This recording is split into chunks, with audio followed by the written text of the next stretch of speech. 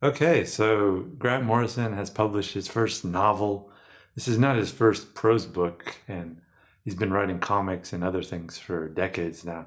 But yeah, his first prose novel, which is, I was excited about it. I've been reading Grant Morrison about as long as any author I can think of. I think in high school, uh, I think I read him earlier, like maybe in elementary school is when I first read him around 10 years old.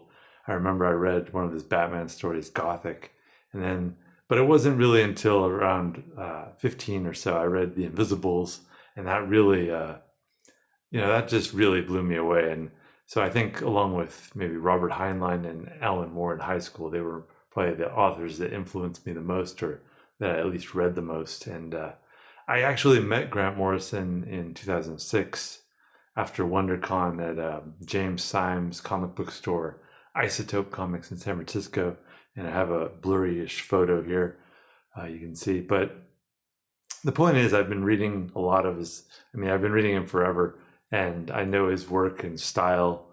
And I've read all his major works, and some of them multiple times. And some of them I like a lot. Some of them, I don't know. I think at this point in my life, maybe I've outgrown some of his things because I think when you first discover him, yeah, he's very impressive. He'll do some amazing things, storytelling that is you've never seen before.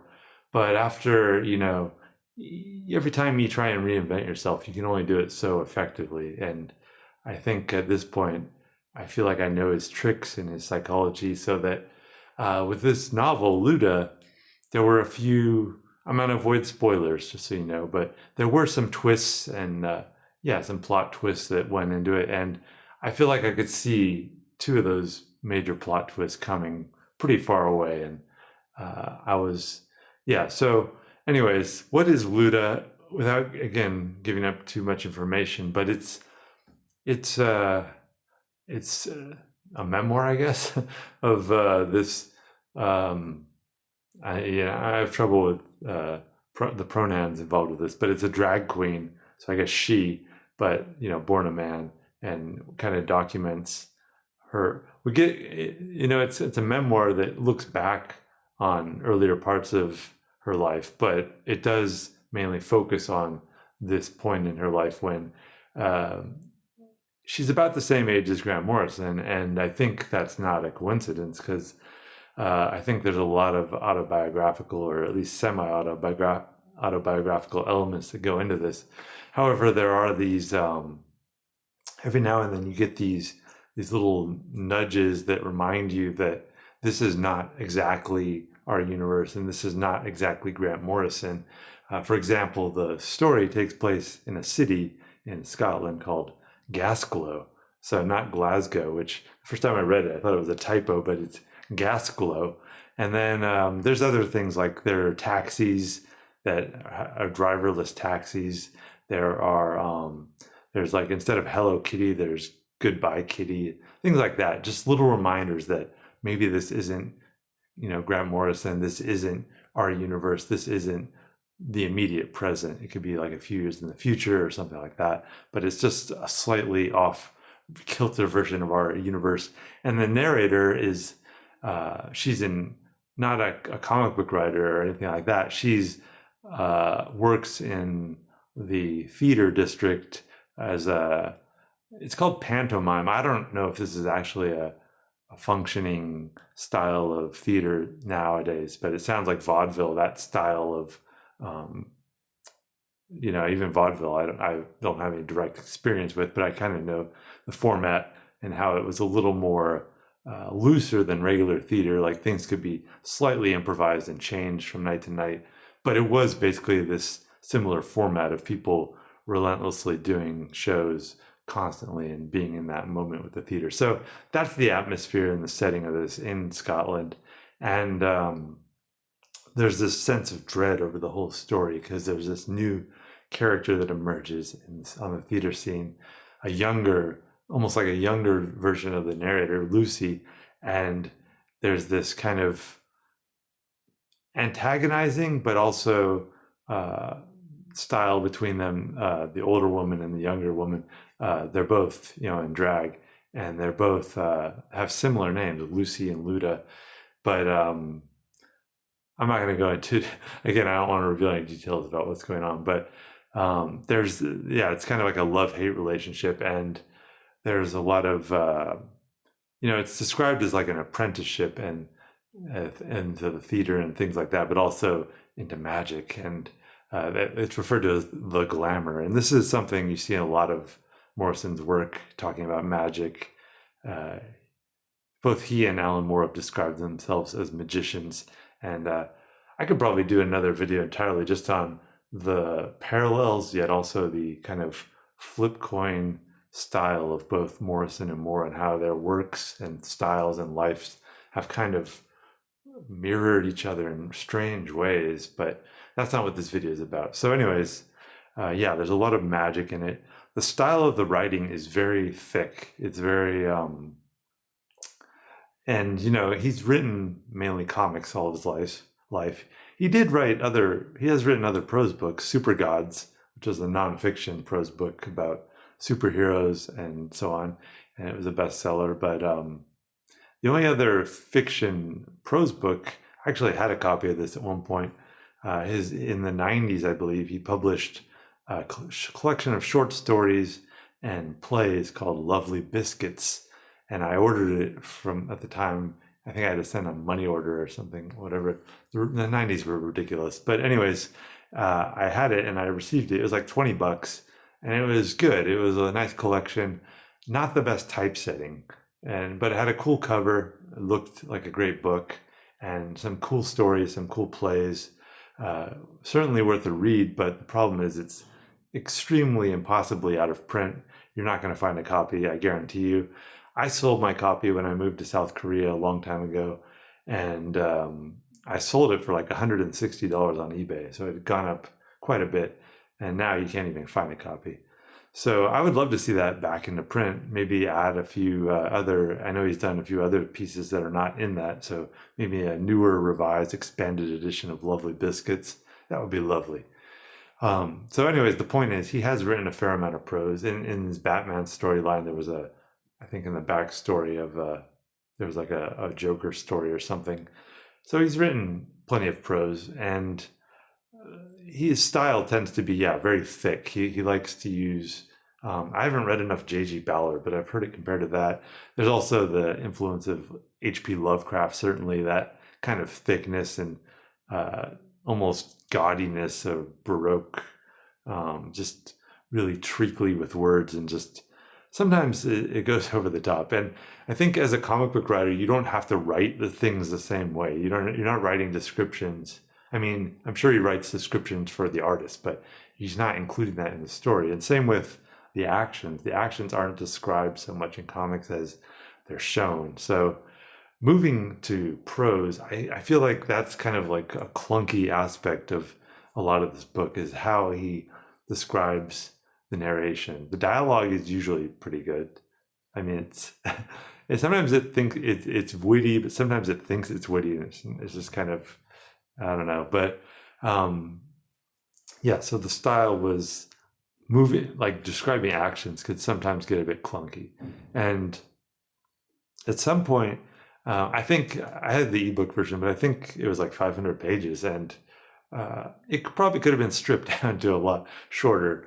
But I think he was trying to, I mean, sometimes the writing is amazing and you're barely on the edge of what's happening. And I kind of like that. But then also you feel at times this narrative structure that he's laid out clamping down into place. And I didn't like that so much, because I feel like it was trying to fit this into a structure that was trying to make it function as a more traditional story. Where I remember back in the Invisibles letter column, when he first talked about writing a novel, he talked about this novel called The If, which I think stood for the International Front. And the way he described it was that it would be a story or a book, much like Naked Lunch. That was like the model of what he hoped to aspire to in a novel, and that you could pick it up anywhere and just start reading. You could read it in loops. And just go from anywhere. And maybe that's kind of what he was trying to do here, because he tries to make every sentence carry weight and be packed and have this kind of poetic meaning to it. But sometimes it just gets a little too thick and a little too obnoxious. And I was thinking about the ending too, and how he tries to tie things and wrap things up. And I don't feel like it was totally effective. So as much as I wanted to like this book and appreciate it, I think at some point, maybe halfway, I just started to realize I wasn't enjoying it, and that I wasn't. I couldn't really connect to the characters. I didn't. I don't want to say I disliked the characters. They were kind of amusing in a way, but I didn't feel like they were characters like some of his best characters. That's what I'm trying to say. What else can I add?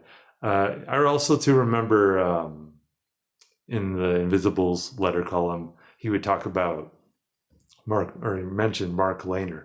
And maybe Mark Lehner is, to me, a great example of, or probably my favorite living novelist. And I think he does what maybe Morrison is trying to do, in that he has really thick prose, but he makes every sentence meaningful in a way that is more meaningful, not just glossy and neat like Tinker Toy. What am I saying? I'm looking at my notes that I wrote. So other thing I wanted to add was that I think I've covered everything. So yeah, that's kind of my look at this book. I think I was hoping for something a little less bleak, maybe a little funnier.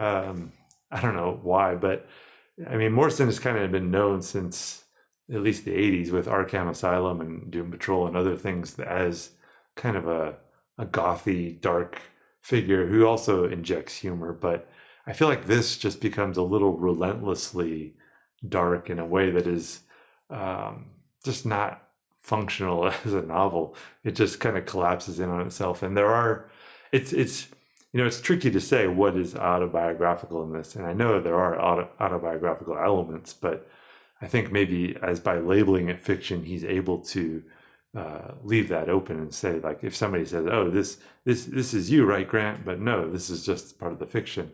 Who knows? And I just know it wasn't the book that I was hoping for. I was hoping for a book that I would want to reread again. And my feeling on finishing it is that no, I don't want to reread it again, at least not right now. Maybe 5-10 years, who knows? But right now, I don't feel much connection to it. I think for me, Morrison's best work was done from about 1994 with The Invisibles and maybe Sebastiano. That kind of is the beginning of his great period. And then through about the early 2000s is his strongest work. And he had some later good comebacks with, I think All-Star Superman is probably one of his best superhero stories. And that came out a little later. But overall, since about 2007, 2008, I haven't really felt as much connection to his work. And I feel like he covers a lot of the same ground in each story, and references come up like the Sex Pistols and things like that, okay, like I feel like we've got it, we can move on to some new stuff. But I feel like I wasn't totally on board with this book, the characters, the plot, the mechanics of how the narrative was told. And for that, I can't totally recommend it. I think, though, if you have read a lot of Morrison, if you've read most of his works, you probably read it for a reason. And in that sense, it's kind of, this and Super Gods are probably the closest thing to a straight up memoir or autobiography that we're going to get. So in that sense, if you're kind of curious to see things about Morrison that maybe you didn't know or realize, there's a lot of preoccupation with aging and becoming older that is, I feel like you can't totally fake that. I mean, who knows? But yeah, in that sense, that's the only aspect of it maybe I can recommend. But I wanted it also to be a book, again, going back to Mark Lehner. Mark Lehner is an author who, his books are usually about 200 or 300 pages, and you kind of want to read them as quickly as possible, because the faster you read them, the more energy you kind of absorb from them. Whereas I got the opposite feeling from Luda, in that the faster or more I read it, the more drained, and I wanted a break and just said, okay. And by the time I was done, I was just, I was ready for it to end. So that's my thoughts on Luda. What do you guys think? If you really loved it or had other thoughts, let me know. I'm curious to hear your thoughts. And any other questions or comments, let me know below. And I'll see you in future videos. I'm going to probably do a review next month when Alan Moore drops his new book, Illuminations, collection of short stories. And I think that's one more example of these weird parallels and overlaps between Morrison and Moore, that within a month of each other, they release about a 500-page book. And again, this is like where this weird inversion of, much like, Grant's like totally hairless and no beard, and Moore is like totally hairy, and it's just like this weird doubling effect that happens between them. So it doesn't totally surprise me that they release books so quickly within each other, or close to each other. I reviewed Moore's book, Jerusalem, several years ago. It's one of my most popular videos for whatever reason. And I kind of didn't like that book for similar reasons, but like Luda, it had great moments, and Luda has great moments too. It's just, there's a lot to sift through to find those moments, and you're going to have to decide if it's worth your time to do that. Anyways, I'm out.